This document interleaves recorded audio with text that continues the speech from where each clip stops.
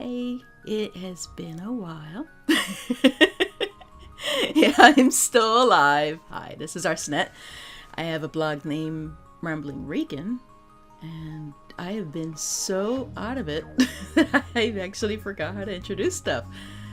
Either way, it has been, I don't even know how many months. I took a break off of social media, as in like a permanent break. I deleted my Instagram and Twitter last year, and I've just been pulling back in general. I feel a whole lot better not being on social media. But I want to first to thank a bunch of people that have been emailing me and calling me and texting me and just sending me private messages to see how I was doing.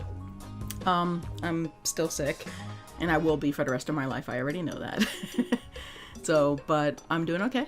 I felt a whole lot better just being out of social media and taking a break. But I didn't realize I actually didn't upload much of anything until, I think, since March of last year. So, I have been busy. I actually wrote a book. It is still like really freaking early, so it's like on the first draft, and I'm even just going through it. I've been sending it to a few people to get their opinion on it, and yeah, I need a bit more work on that. So my hope is to publish it this year. That's the hope. These things take time, and yes, I'm self-publishing it, so the price is minimal. I'm just not paying for an editor, and that's where the main money is usually. And so it's a sort of like an autobiographical. A lot of it, believe it or not, was based, not based, inspired by the video I did last year, or actually now a year and a half ago, because it has been that long since the arrest from Drew Drechsel. And the core of that book is more on my life, but the impetus in me getting more information on, how people think of it is because of something that's actually in the Supreme Court now.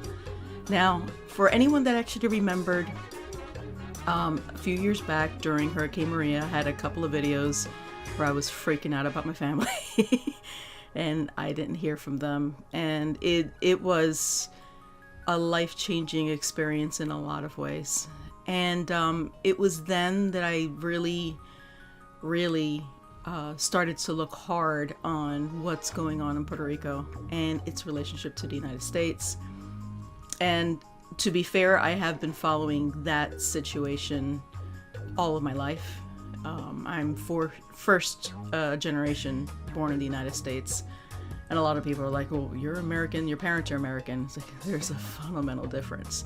So what I wanted to try to do is I'm going to be doing a series of videos, and I'll try to put them in bite size to get an idea as to why this is important to literally everybody else in the United States. And so I'm going to be talking about what the case is about in detail, and what are the possible implications. To give you a short version, there's a Supreme Court case that was heard November of last year, and we're still waiting for the decision. Most decisions in general, they have until the end of the term, which is June of this year. I would suspect maybe May we would hear from it. I doubt I would hear it as early as April. And so the case involves a man that was born and I believe born and raised in Puerto Rico, moved to the United States, New York, and lived there, worked there. Everything was fine. And then he got sick. He had a series of strokes and was unable to work. So he applied for SSI, which is, I think, Social Security. I think it's insurance, but it is the provision that is for poor people. And that's been around since the year I was born, 1972. And so it has been historically for just the 50 states of the United States. It's a charity from the federal government, and there's a interesting provision where Puerto Rico was not under this program. But most people don't know that because they immediately think American citizen, not a problem. So his wife had gotten sick. He's of course sick, and decided that he was going to go back to Puerto Rico. Why not? He's going home. So he went home, taking care of his wife, trying to live life. And he got to retirement age, and then you switch from whatever the one program is to what everybody else takes, I guess like 65-ish. And when he got to the office, it ended up where that's when he was told that he was not allowed to get SSI to begin with. But there was a problem because he was still receiving it in his normal bank account in New York, but he was living in Puerto Rico. And apparently that's a federal offense. And your brain starts going, but he's an American citizen. And this is where something huge called the Insular cases come in. It's a series of Supreme Court cases from the early 1900s.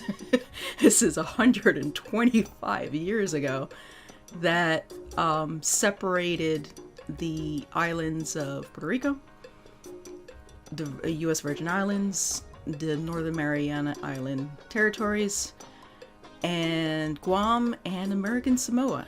And believe it or not, at one point Cuba was in it, Philippines, Hawaii was in it. It basically anything that wasn't in the lower 48 that was still property of the United States.